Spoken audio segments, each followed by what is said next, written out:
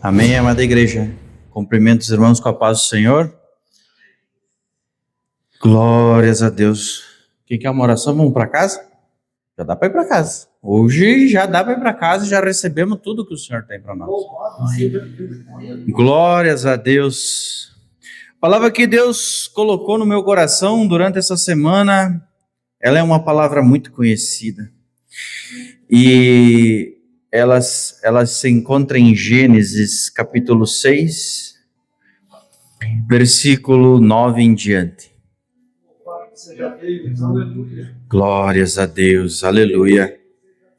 Louvado seja o teu santo nome, Senhor. Esta é a história da família de Noé. Noé era justo, íntegro entre o povo da sua época. E ele andava com Deus. Amém, amados? Feche os teus olhos.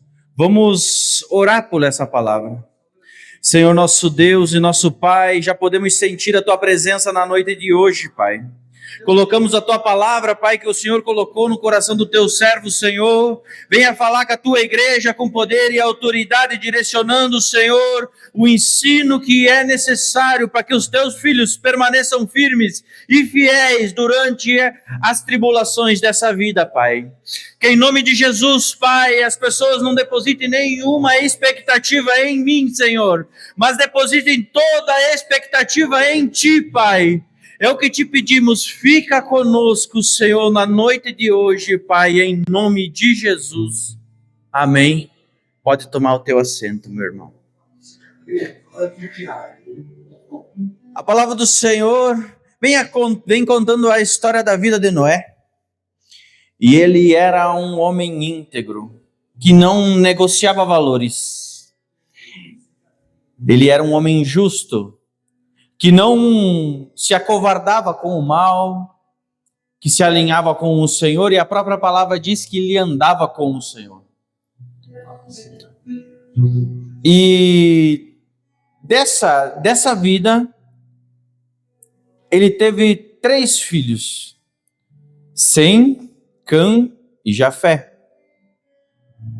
E o Senhor, como ele andava com Noé, o Senhor veio até ele e trouxe, disse: o mundo está corrompido e cheio de violência.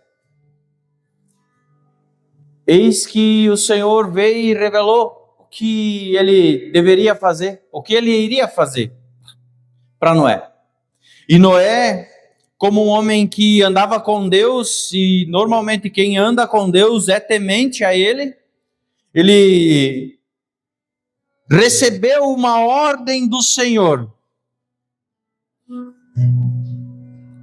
que dizia assim: você, porém, fará uma arca de madeira de cipreste, dividida em compartimentos, revista ela de piche por dentro e por fora, faça com 130 metros de comprimento, 22 metros de largura e 13 metros e meio de altura.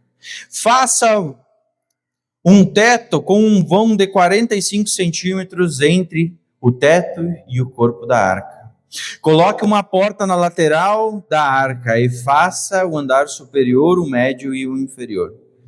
Quando Deus nos revela a sua vontade, Ele também nos revela a instrução para que a sua vontade seja cumprida.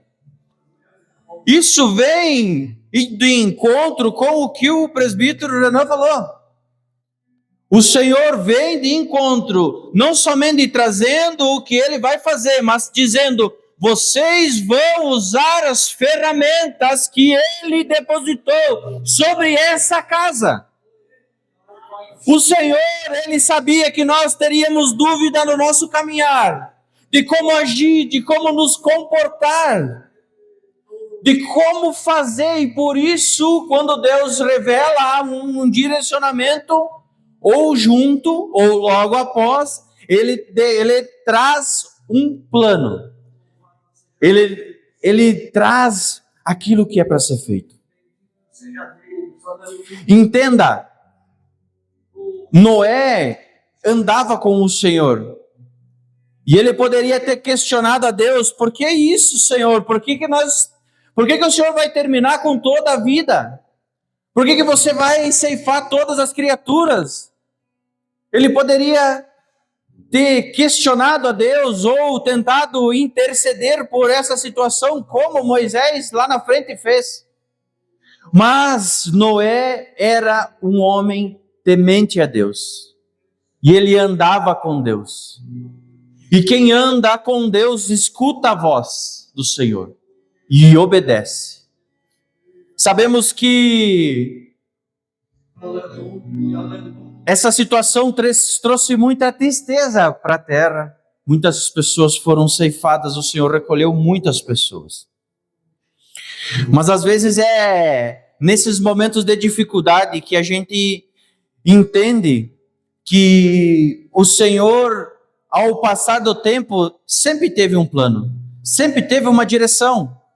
E quando a gente lê o plano da arca, você pode ver que na arca não tinha leme. Noé não poderia controlar a direção da arca. Ele só poderia acreditar na palavra que o Senhor lançou para ele e obedecer. Obedecer o que o Senhor falou. Ele disse: faça. Noé não foi orar. Noé foi obedecer a voz do Senhor. Quantas vezes o Senhor nos chama a fazer algo na obra dele? Existem coisas que nós precisamos alcançar pela oração, pela consagração, pela entrega, mas existem coisas que nós precisamos fazer, agir, nos posicionar para que as coisas venham a acontecer. Para que a arca saísse do projeto e se tornasse fisicamente visível e ela viesse cumprir o seu propósito, Noé precisou fazer. Usar as ferramentas que o Senhor deu. Usar o serrote, usar o martelo. Deus. Às vezes a gente tem medo de usar as ferramentas que Deus deu para mim. Porque a gente acha que não é apto o suficiente. Senhor, eu nunca construí uma arca. Eu nunca fiz isso, eu nunca orei por alguém, eu nunca coloquei a mão sobre um enfermo e declarei a cura, eu nunca louvei, eu nunca...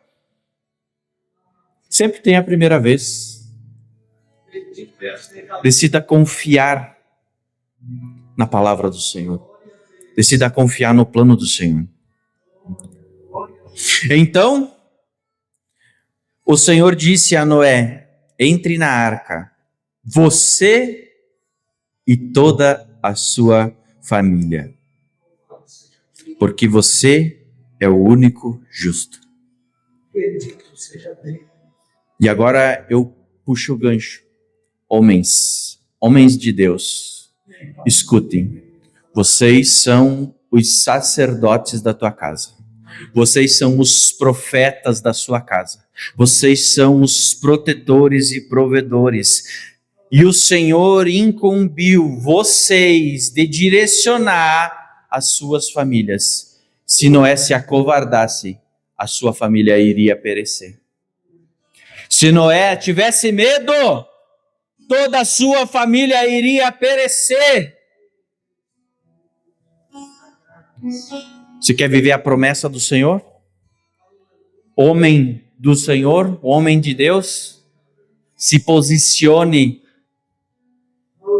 Porque nós não estamos mais num hospital. Nós estamos em guerra. Guerra onde as pessoas estão sendo tragadas pelo inimigo. O dilúvio, a chuva que Deus mandou, Isso é as dificuldades dessa vida, é os problemas, é as crises econômicas, é tudo aquilo que a gente não pode controlar. Entenda que quando você decide confiar no Senhor, você entende que a arca não tinha janelas, para que você não olhe para fora. Não olhe para fora. Cuide do que o Senhor te deu. Cuide do que o Senhor te deu.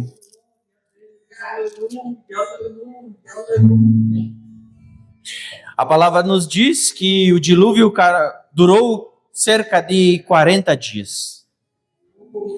E nesses 40 dias, eu acredito que eles estavam lá dentro da arca, balançando, escutando o barulho, sentindo o vento, sentindo a dificuldade, sem saber para onde estavam indo. Sem saber a direção, aonde é que eles iam parar. Mas eu digo que o Senhor estava no controle de tudo.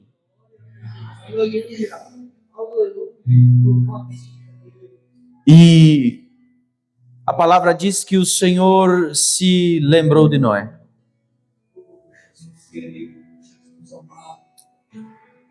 Hoje, o Senhor se lembrou de você. Você que tem olhado para as dificuldades e não tem visto saída. Você que às vezes chega até a duvidar do propósito do Senhor para a tua vida. Deus tem se lembrado de você. Deus tem se lembrado da tua promessa. Deus tem recolhido as tuas lágrimas. E a palavra diz que logo após isso, as comportas do céu foram fechadas e as fontes das águas cessaram.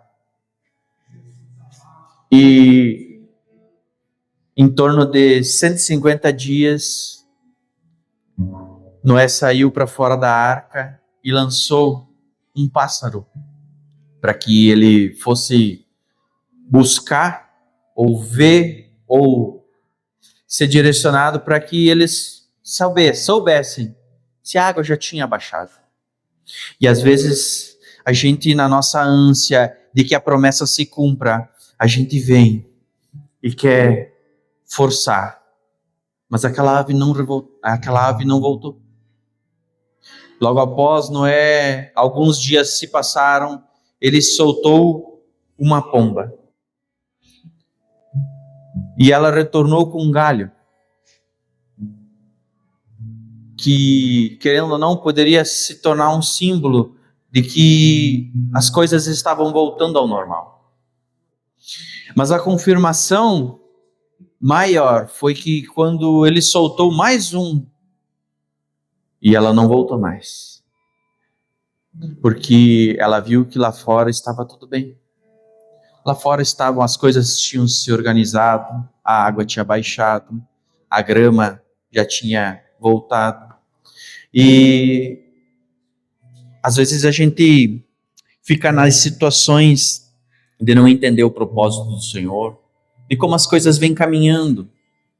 O nosso coração aperta, a gente deixa de entender e escutar a voz do Senhor, por medo, por não confiar, pela nossa falta de fé. Cada um conhece a si. Mas entenda que a gente precisa depositar as nossas vidas no Senhor, depositar a nossa confiança no Senhor, depositar nossas casas na presença do Senhor, porque somente Ele tem o poder de nos guiar em meio às dificuldades, nos guiar em meio às tempestades dessa vida. E a palavra do Senhor, para finalizar, ela dizia assim: toda vez que estiver nas nuvens, olharei para ele e me lembrarei da aliança eterna entre Deus e todos os seres vivos, de todas as espécies. Concluindo, disse Deus a Noé: esse é o sinal da minha aliança, que eu estabeleci entre todas as formas de vida.